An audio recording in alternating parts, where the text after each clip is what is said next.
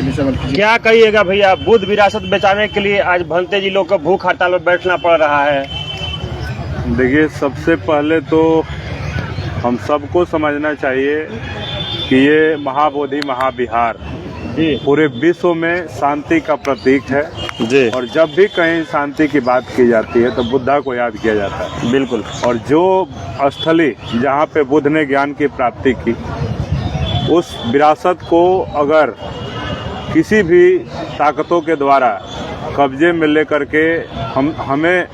इससे दूर करने का प्रयास किया जा रहा है, तो ये कतई भीम आर्मी बर्दाश्त नहीं करेगी। और सारे जो विश्व में जो लोग भी महात्मा बुद्ध को मानते हैं वो लोग बर्दाश्त नहीं करेंगे। और मैं एक विशेष धन्यवाद दूंगा आकाश लामा जी और इनके साथ बैठे हुए तमाम बौद्ध भंते जी लोगों का और इनकी पूरी टीम का, कि जो BTMC एक्ट 1949 है, इसके बारे में कई लोगों को नहीं पता था, हम सबको भी जानकारियां नहीं थी इसके बारे में। बिल्कुल। और आकाश लामा जी और इनकी पूरी टीम और भंते जी के लोगों के प्रयास के द्वारा ये मुद्दा, मैं इनसे लगातार 1 वर्षों से संपर्क में हूँ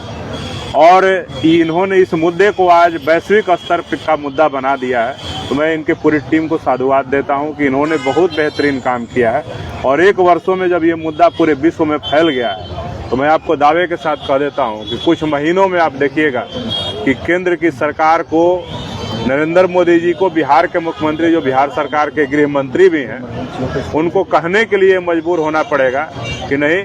BTMC एक्ट को ख़त्म किया जाएगा और बुद्धिस्ट टेम्पल मैनेजमेंट की नई कमेटी बनाई जाएगी और इसके लिए नए कैबिनेट में कानून बनाए जाएंगे,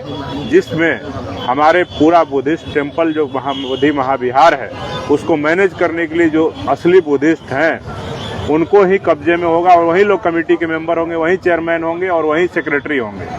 तो घबराने की आवश्यकता नहीं है। अब इस लड़ाई में भीम आर्मी भी इनके साथ खड़ी है और जल्द ही हमारे राष्ट्रीय अध्यक्ष जी ने यहाँ पे घोषणा भी किया कि हम लोग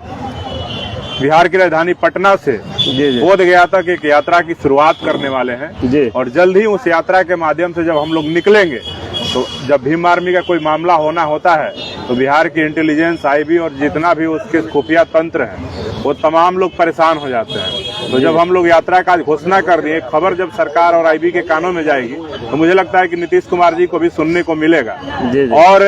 हमको लगता है कि नीतीश कुमार हमारी यात्रा से पहले या BTMC एक्ट को खत्म करने के लिए कैबिनेट की बैठक बुला लें या हमारी यात्रा के बाद बुला ले, लेकिन भीम आर्मी इस BTMC एक्ट को खत्म करवा करके ही दम लेगी और अपने लोगों के हक अधिकार छीन करके उनको दिलवा के दम लेगी। बुद्ध शांति का मार्ग अपनाते थे, तो शांति पे से आज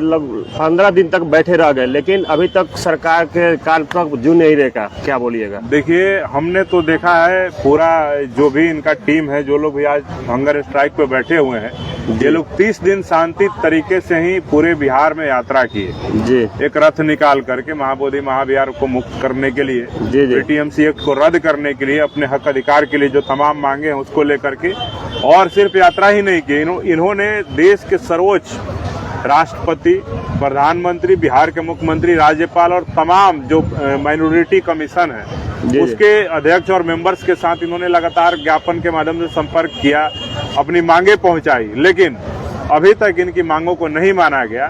तो ये सीधे तौर पे दिखाता है कि इस देश में बौद्ध का नाम ले लेना देश के प्रधानमंत्री के लिए, बिहार के मुख्यमंत्री के लिए एक ढोंग है, एक छलावा है और इस समाज को ठगने का काम कर रहे हैं। और हमारी विरासतों को अगर ब्राह्मणों के कब्जे में या जो लोग भी जिनके कब्जे में अब तक है उनके कब्जे में रखे हुए हैं, तो सीधे तौर पे इसमें बिहार सरकार और केंद्र की सरकार की नाकामी